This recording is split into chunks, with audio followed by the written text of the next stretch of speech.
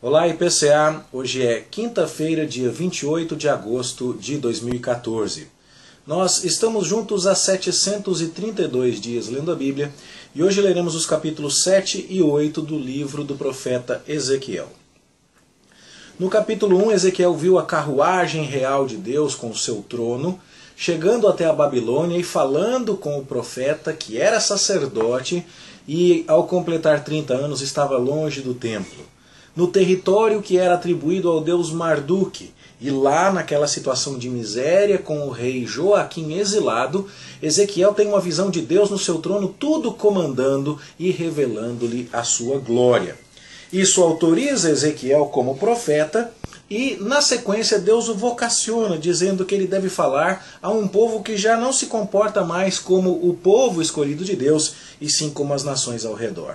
Para provar sua obediência e lealdade ao Senhor, Ezequiel recebe uma ordem que prontamente obedece de comer um rolo do livro da palavra de Deus. E assim ele é comissionado para lidar com gente que vai endurecer a testa para a sua palavra. No entanto, Deus vai endurecer Ezequiel mais ainda, e esse é o sentido do seu nome.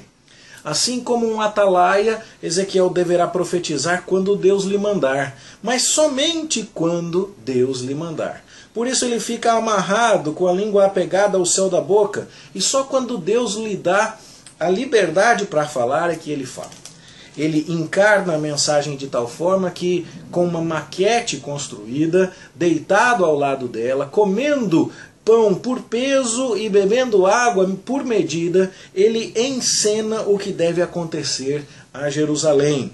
E no capítulo 5 nós vemos que tudo isso acontecerá de forma que o povo será humilhado, como Ezequiel teve que demonstrar ao rapar os cabelos e a barba para fazer aquela encenação com os restantes dos seus cabelos, não é? Com aquilo que ele tinha cortado, para ilustrar o que haveria de acontecer com o povo de Jerusalém. Tudo isso é o próprio Deus quem faz, como Deus enfatiza no capítulo 6. Eu mesmo. E o verso 10 diz: saberão que eu sou o Senhor e eu é que vou fazer este mal. Essa ideia de saber que Deus é quem está fazendo tudo isso, ela é introduzida no verso 10 do capítulo 6, repetida no verso 13 e desenvolvida aqui no capítulo 7. O verso 4 do capítulo 7, que hoje estamos lendo, diz: sabereis que eu sou o Senhor. O verso 9 termina: sabereis que eu, o Senhor, é que firo. E o último versículo do capítulo 7 também diz: saberão que eu sou o Senhor. Deus é quem vai fazer cair sobre o povo as suas abominações, como você vê no verso 3 do capítulo 7. Deus vai julgar o povo segundo os seus caminhos, verso 8 e verso 9. Ou seja, o castigo de Deus é proporcional à maldade do povo, é um castigo justo. E o capítulo 7, então, nesse sentido, apenas confirma aquilo que já tinha sido ilustrado com a maquete de Ezequiel lá no capítulo 4 e a explicação que vinha sobre ela no capítulo 5. Você vê, por exemplo, que o verso 15 do capítulo 7 fala de quem vai ser ferido pela peste, pela fome, pela espada, e a explicação é muito semelhante àquilo que você já leu no capítulo 5, verso 12. Esse é o assunto do capítulo 7 de maneira geral.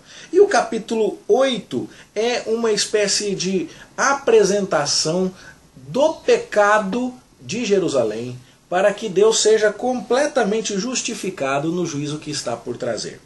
O profeta Ezequiel tem uma nova experiência, uma nova visão, e na ocasião desta segunda visão, diz o verso 1 que ele estava assentado com os anciãos de Judá diante de si.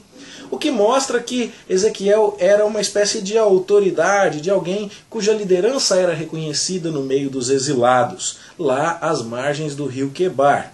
Não dá para dizer muito mais do que isso, mas se o rei estava aprisionado, havia alguma espécie de autoridade entre os exilados e certamente Ezequiel estaria entre eles, como este verso nos autoriza a concluir.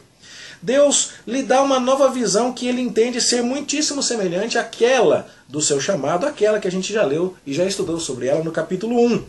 E agora então Ezequiel é levado em visão não necessariamente levado fisicamente, mas em visão, até o templo de Jerusalém. E ali Deus vai lhe mostrar o que está acontecendo. O verso 3 diz que ele foi levado até a entrada da porta do pátio de dentro, e que lá estava colocada uma imagem que despertava o ciúme de Deus, que é zeloso da glória do seu nome, que não compartilha a sua glória com ninguém. E aqui então nós temos um primeiro momento onde a imagem dos ciúmes é cultuada. Não se diz mais coisas sobre essa imagem, quem seria. Alguns especulam que seja uma imagem de uma deusa cananeia que era vista em associação com o Senhor, mas isso é discutível, não há certeza a respeito disso. Mas na sequência nós vemos a partir do verso 7, quando Ezequiel é levado para outro lugar, a porta do átrio, e aqui então você tem que pensar na construção do templo, num pátio mais próximo, chamado pátio interno ou átrio interno, e um muro fazendo separação para um átrio mais externo. E aqui então é nesses contextos que Deus está dirigindo Ezequiel para as várias partes do templo. E em cada uma dessas partes há uma abominação idolátrica diferente e um público adorador diferente. Então você vê, num primeiro momento, a imagem dos ciúmes, no verso de número 3, e também depois lá no verso de número 5. Depois você vai ver, a partir do verso de número 7, lá no versículo 9 especificamente, répteis e animais abomináveis. Depois você vai ver no verso 14 o deus Tamuz. E depois você vai ver no verso 16 o sol sendo adorado. São 4 divindades diferentes que estão disputando espaço com o Senhor no templo erguido por Salomão para a glória do nome único do Senhor. Além disso, você vai ver que todos os segmentos da sociedade estão envolvidos. Os anciãos, nos versos 11 e 12, homens da liderança de Israel, as mulheres, como você pode ver no verso 14, e os sacerdotes, como você pode ver no verso 16, já que eles estão no átrio de dentro da casa do Senhor e ali só sacerdote tinha acesso. Ou seja, o capítulo 8 mostra que as várias dependências do templo estavam contaminadas com 4 tipos diferentes de idolatria. A imagem dos ciúmes, o culto aos animais, o culto ao deus Tamuz e o culto ao deus Sol. Que todos os segmentos da sociedade estavam envolvidos. Os anciãos, os líderes, como é o caso de Jazanias, mencionado no verso 11, filho de Safã. E esse Safã tinha sido um homem muito útil na liderança de Judá na época do rei Josias. E foi um homem que promoveu boas reformas religiosas ao lado de Josias. E agora o filho dele está fazendo esse tipo de adoração idólatra. E aí então você também tem a adoração ao deus Sol, no verso 16, que parece atingir o clímax aqui, porque os sacerdotes, como Ezequiel, aqueles que deveriam cuidar para que o verdadeiro culto prevalecesse em Judá, esses são os que estão virando as costas para o templo e adorando o deus Sol que estaria ao oriente. A porta do tabernáculo sempre deveria ser voltada para o oriente, de onde vem o sol, o nascer do sol. Não é? E aí então, para adorar o sol, eles se viravam para lá e o que faziam era dar as costas para o templo. E assim, tudo isso fica muitíssimo ilustrado. Todos os níveis da sociedade estão comprometidos com a idolatria, todas as dependências do templo estão comprometidas com a idolatria, e vários tipos de deuses em vários locais e por várias pessoas. Isso significa então que Deus é completamente justificado na justiça que ele vai trazer. É por isso que o título do capítulo 7, que já lemos, diz: o fim vem. Dessa maneira, Deus repete no verso 18 uma fórmula: os meus olhos não pouparão, eu não terei piedade.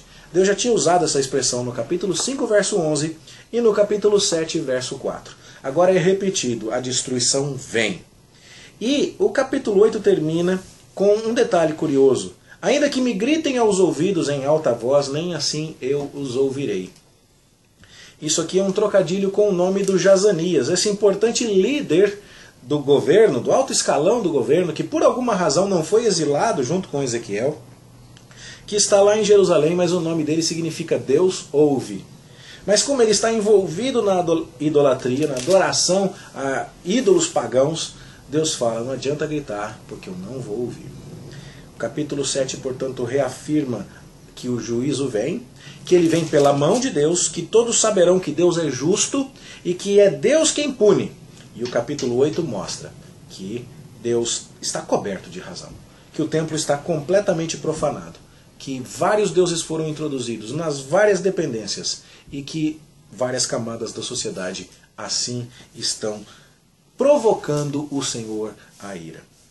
Os resultados naturais disso são aqueles que veremos amanhã, se Deus nos permitir, ao ler o capítulo 9, que vai descrever exatamente o juízo de Jerusalém.